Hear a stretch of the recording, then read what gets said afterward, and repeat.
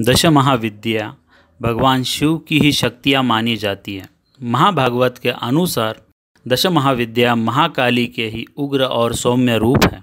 ये दश महाविद्या अनंत प्रकार की सिद्धियाँ प्रदान करने में समर्थ है। दश महाविद्याओं में प्रथम स्थान पर काली है। दुर्गा सप्तशती के अनुसार एक बार शंभु व निशंभु के अत्याचार से व्यथित होकर देवताओं ने देवी का आह्वान किया था। उस समय अम्बा पार्वती का काजल के समान कृष्ण रूप प्रकट हुआ था, जो कि काली नाम से विख्यात हुआ। उसके बाद काली ने शंभु और निशंभु के अत्याचार से देवताओं को मुक्ति दिलाई थी। कालिका पुराण के कथा के अनुसार एक बार हिमालय पर स्थित मातंग मुनि के आश्रम में जाकर देवताओं ने महामाया की स्तुति की थी। स्तुति से प्रसन्न होकर मतंग वनिता के रूप में भगवती ने देवताओं को दर्शन दिया था और देवताओं से पूछा कि तुम किसकी स्तुति कर रहे हो। उसी समय देवी के शरीर से एक काले वर्ण वाली दिव्य नारी का प्राकट्य हुआ। उस महातेजस्वी रूप ने स्वयं ही देवताओं के ओर से उत्तर दिया कि ये मेरी ही स्तुति कर रहे हैं। उसका रूप भयंकर कृष्ण वर्ण था, इसीलिए उसका नाम काली पड़ा। दश अवतार में दूसरे स्थान पर तारा है। ये माँ का वो रूप है जो शवरूपी शिव पर प्रत्यालिट मुद्रा में आरूढ़ है।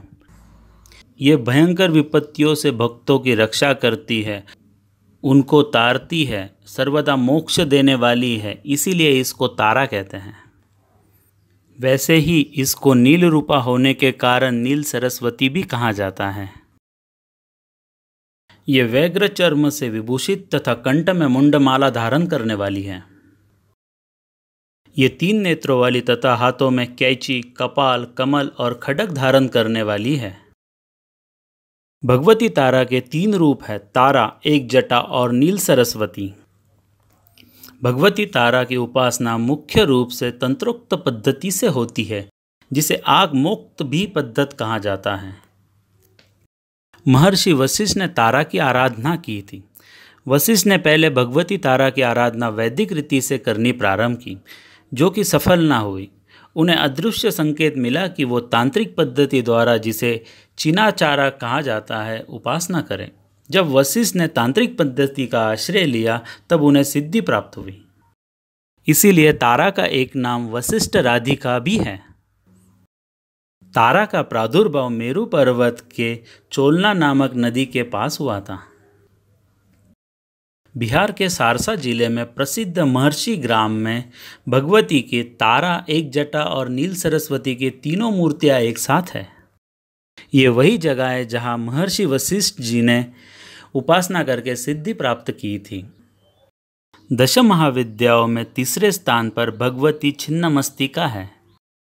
ये भगवती का अत्यंत गोपनीय स्वरूप है। एक बार माँ भगवती भवानी अपने सहचरी जया और विजया के साथ मंदाकिनी में स्नान करने के लिए गई थी।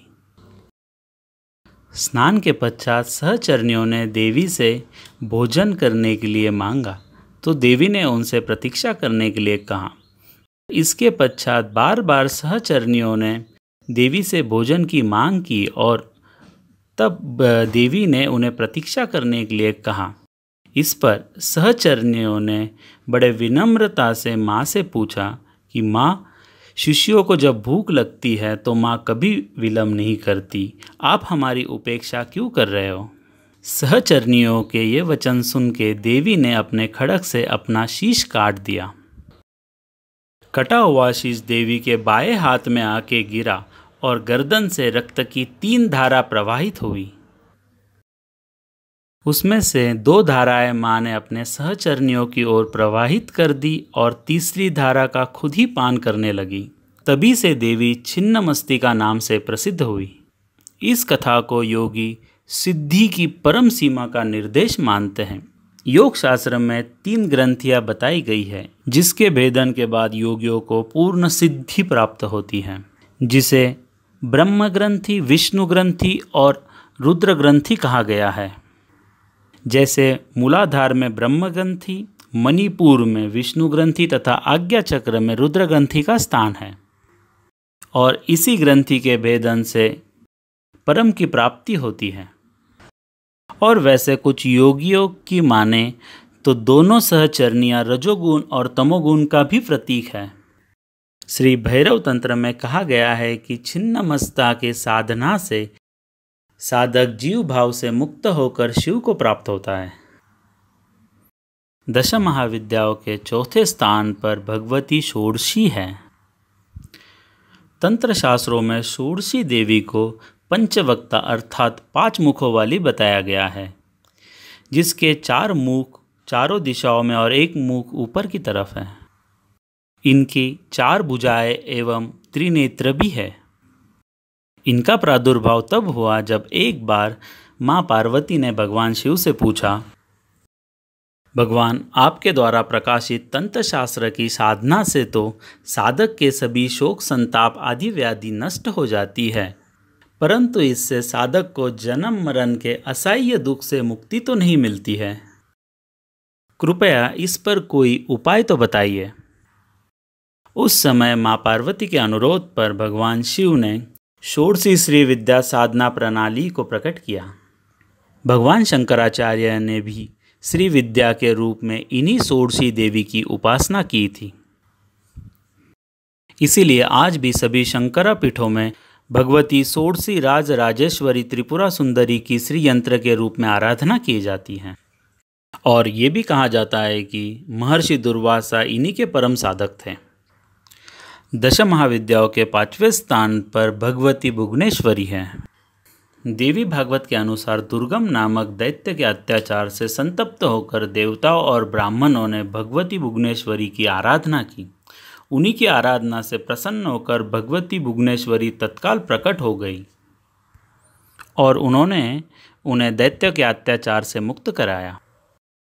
वे अपने हाथों में बाण, कमल पुष्प तथा शाक मूल लिए हुए थी और तब उन्होंने अपने नेत्रों से अश्रु जल की सहस्र धाराएं प्रकट की। इसी से जल से भूखंड के सभी प्राणी तृप्त हो गए। समुद्र तथा सरिताओं में अगाध जल भर गया। और जब दुर्गामसूर ने सभी वेद छीन लिए थे, तब इन्होंने ही दुर्गामसूर को युद्ध में मारकर उसके द्वारा अपहत वेदों को देवताओं को पुनर्सौंप दिया। उसी के बाद भगवती भुवनेश्वरी का एक नाम दुर्गा प्रसिद्ध हुआ। दश महाविद्याओं के 6ठे स्थान पर त्रिपुर भैरवी है।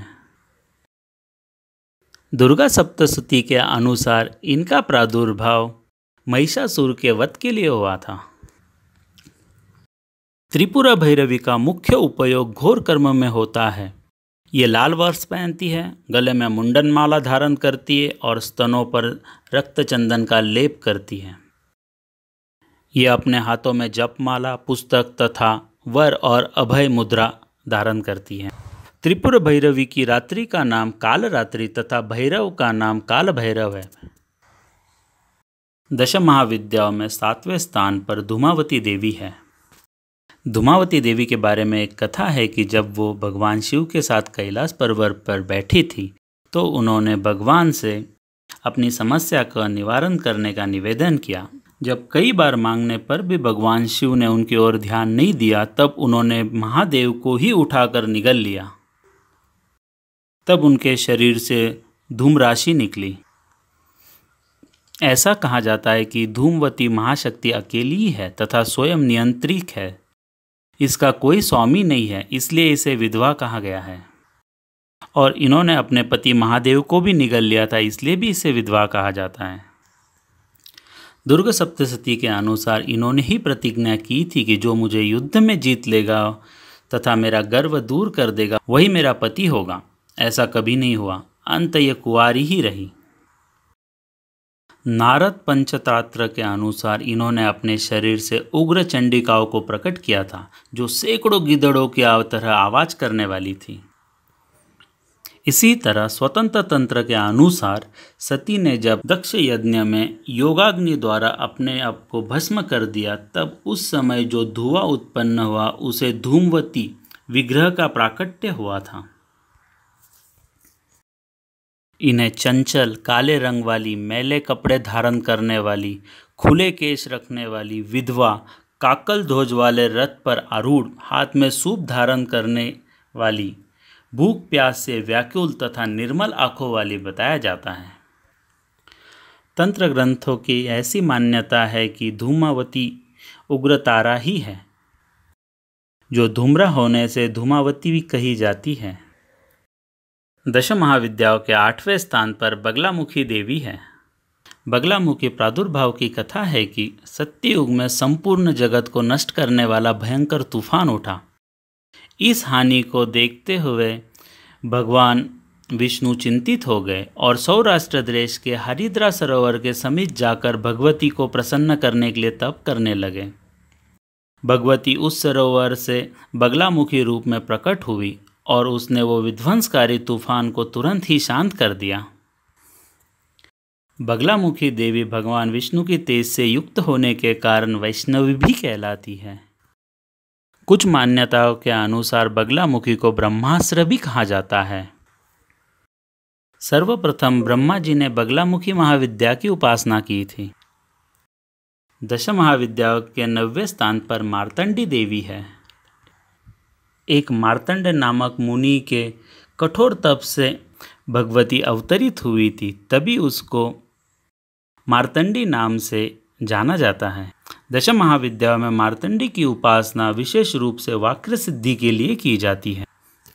दुर्गा सप्तशती के अनुसार देवी रत्नमय सिंहासन पर बैठकर तोते का मधुर शब्द सुन रही है। उनके सिर का वर्ण श्याम है।